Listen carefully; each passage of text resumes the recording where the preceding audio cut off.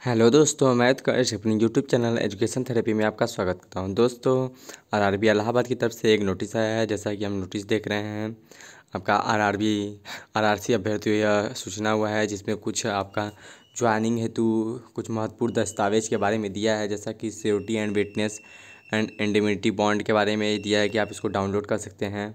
Attestation form के बारे में दिया है, कैरेक्टर सर्टिफिकेट के बारे में दिया है और सैंपल कॉल लेटर दिया है। जैसा इसके बारे में हम अभी आगे चर्चा करेंगे। जैसा कि इसमें अभ्यर्थियों के लिए कुछ संदेश दिया है। यह जो संदेश है, झांसी मंडल में कोविड-19 कारण मार्च 2020 से भर्ती प्रक्रिया रोकी गई थी, जिसे अब नवीनतम नियम के आधार पर सुचारू रूप से शुरू करने का निर्णय लिया गया है। अभ्यर्थियों की सीमित संख्या में दस्तावेज सत्यापन के लिए बुलाया जाएगा।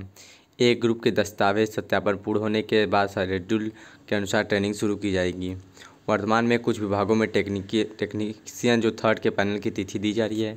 बहुत जल्द ही जेई एएलपी टेक के अन्य पैनलों की तिथि भी जारी की जाएगी। झांसी मंडल का प्रयास है कि निरंतर पूर्ण रूप से यथाशीघ्र सभी अभ्यर्थियों को सत्यापन सुनिश्चित किया जाना है। एक पैनल के सभी अभ्यर्थियों का दस्तावेज सत्यापन नियुक्ति प्रक्रिया पूर्ण होने के संबंधित विभाग के प्रशिक्षण कार्य के अनुसार प्रशिक्षण कोर्स प्रारंभ किया जाएगा। इसमें यह बताया जा रहा है कि जो भी आपका झांसी मंडल के कोविड-19 का रोका गया था, वो सभी अब स्टार्ट हो गया है। जो भी एएलपी टेक और सभी के पैनल के बारे में दिया जा रहा है। इसमें दिया है कि कुछ जो टेक्नीशियन थर्ड ग्रेड और एएलपी के छात्र हैं, उनके लिए कुछ डॉक्यूमेंट की ज़रूरत पड़ेगी। उन डॉक्यूमेंट के नेम क्या क्या हैं, जैसा कि यहाँ पर लिखा हुआ है कि सभी दस्तावेज जो मूल अंक प्रपत्र और सत्यापित होनी चाहिए, सेल्फ अटेस्टेड होनी चाहिए, 2 सेट में होनी चाहिए, बैंक पासबुक होनी चाहिए, आधार कार्ड होनी चाहिए, पैन कार्ड होनी चाहिए और बैंक पासबुक के साथ आपका कैंसिलेशन चेक होना चाहिए। आपका अटेस्टेशन फॉर्म होना चाहिए जो 2 सेट में होना चाहिए, जो कि राजपत्रित अधिकारी से सत्यापित होना चाहिए।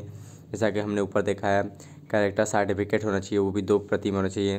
किसी भी राजपत्रित अधिकारी द्वारा अटेस्ट होना चाहिए, वो अधिकारी फर्स्ट श्रेणी मजिस्ट्रेट होना चाहिए।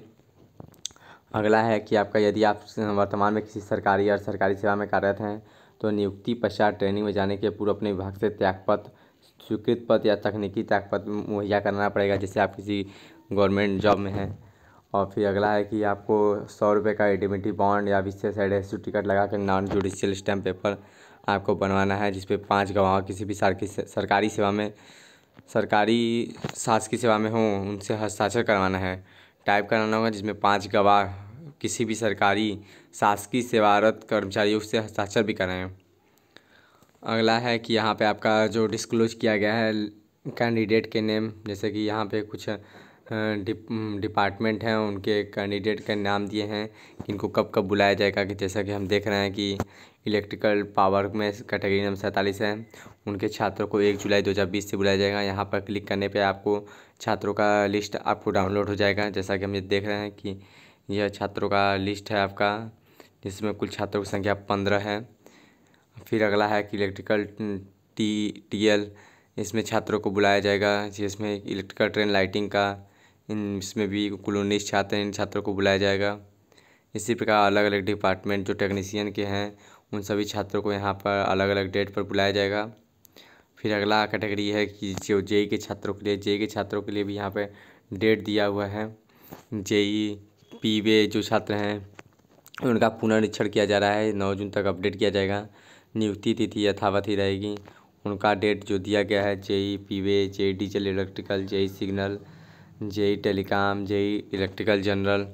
फिर अगला है कि आपका जेई इलेक्ट्रिकल टीआरडी के छात्रों का, जिसमें 30 में 22 छात्रों को मेरिट के आधार पर बुलाया गया है।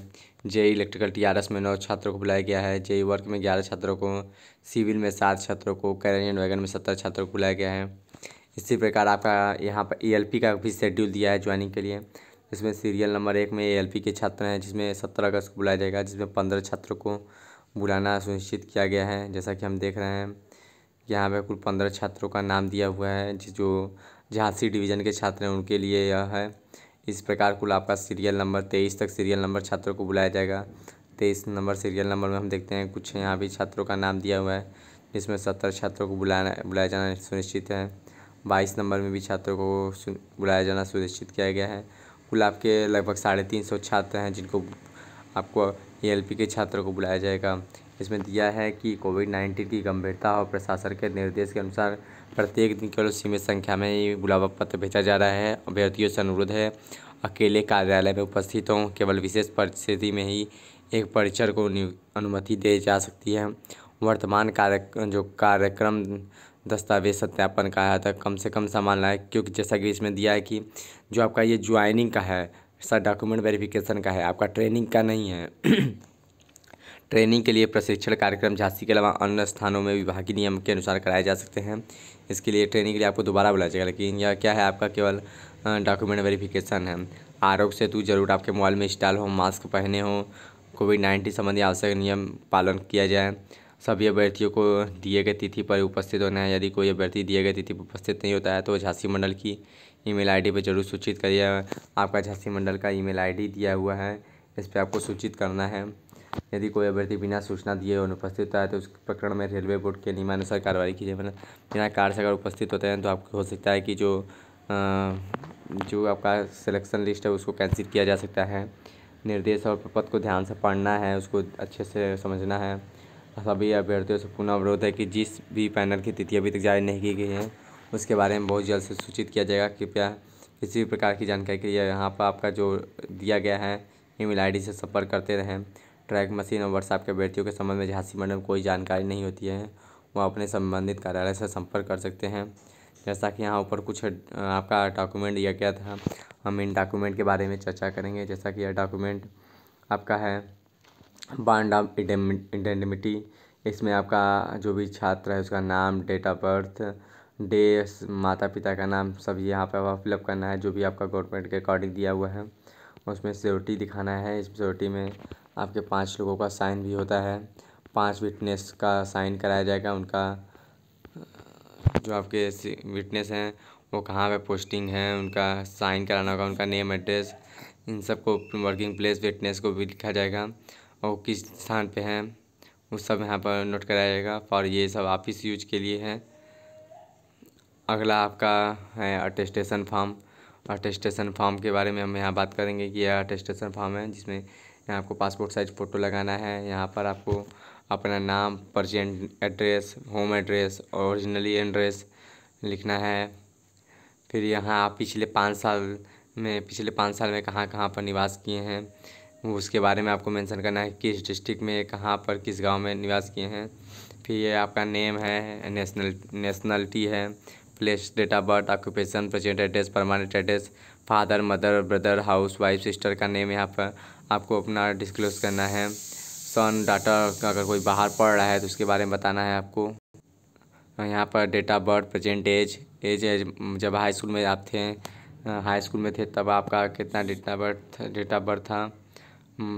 फिर आपका दिया है यहाँ पर place, date of birth, district, state, ये सब आपको बारे में उल्लेख करना है जो दिया है। अपना रिलीजन, कौन से किस धर्म से हैं, SC ST नहीं है ना, इसके बारे में बताना है। फिर आप जब 15 वर्ष की आयु से किस किस कक्षा में पढ़े, कहाँ कहाँ पढ़े, कब क्लास छोड़ें और कौन सा एग्ज़ाम पास किए, कब एंट्री लिए, सबके बारे में आपको डिस्क्लोज करना है।